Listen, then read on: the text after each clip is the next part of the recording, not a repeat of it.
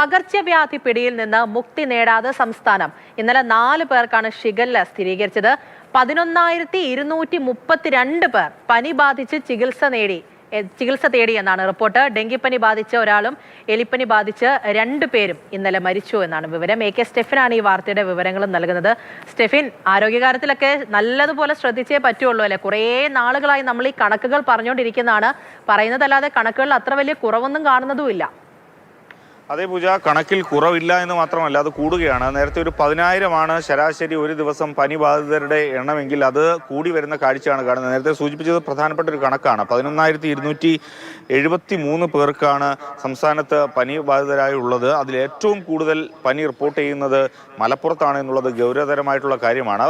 ആരോഗ്യവകുപ്പ് പലതരത്തിലുള്ള പ്രവർത്തനങ്ങൾ നടത്തുന്നുണ്ട് എങ്കിൽ പോലും അതൊന്നും തന്നെ കാര്യക്ഷമമായി അത്ര നല്ല രീതിയിൽ വരുന്നില്ല എന്നുള്ളത് എടുത്തു പറയേണ്ടതാണ്. ഓരോ ഹോട്ട്സ്പോട്ട് ൊക്കെ തയ്യാറാക്കി ശുചീകരണ പ്രവർത്തനങ്ങൾ അടക്കം നടത്തുന്നുണ്ട്. അതിജാഗ്രത ഏതായാലും ആളുകളുടെ ഭാഗത്തു നിന്നും വേണം എന്നുള്ളതാണ് ഈ ഘട്ടത്തിൽ ഈ കണക്കുകൾ സൂചിപ്പിക്കുന്നത്. കാരണം ഇത്രയധികം പേർ പനി ബാധിച്ച് ഓരോ ദിവസവും ആശുപത്രികളിലേക്ക് എത്തുന്നു. കൂടുതലും എത്തുന്നത് സർക്കാർ ആശുപത്രികളിലേക്കാണ്. അതുകൊണ്ട് തന്നെ വലിയ തിരക്ക് പലപ്പോഴും ആശുപത്രികളിലും ഉണ്ട് എന്നുള്ളതും ഏറെ ഗൗരവതരമായിട്ടുള്ള കാര്യമാണ്. ഇന്നലെ മാത്രം 23 പേർക്കാണ് എലിപ്പനി സ്ഥിരീകരിച്ചത്. ഡെങ്കിപ്പനി സ്ഥിരീകരിക്കുന്നവരുടെ എണ്ണവും കൂടുകയാണ്. അതുകൊണ്ട് തന്നെ ഒരു ശുചിത്വമൊക്കെ ഈ ഘട്ടത്തിൽ ആവശ്യമാണ്. ഏതായാലും ആരോഗ്യവകുപ്പിന്റെ ഭാഗത്തു നിന്ന് കൃത്യമായിട്ടുള്ള നടപടികളൊക്കെ ഉണ്ടാകുന്നുണ്ടെങ്കിൽ പോലും ഈ കണക്കുകളിൽ ഒരു കുറവില്ല എന്നുള്ളതാണ് ഏറെ ഗൗരവതരമായ കാര്യം.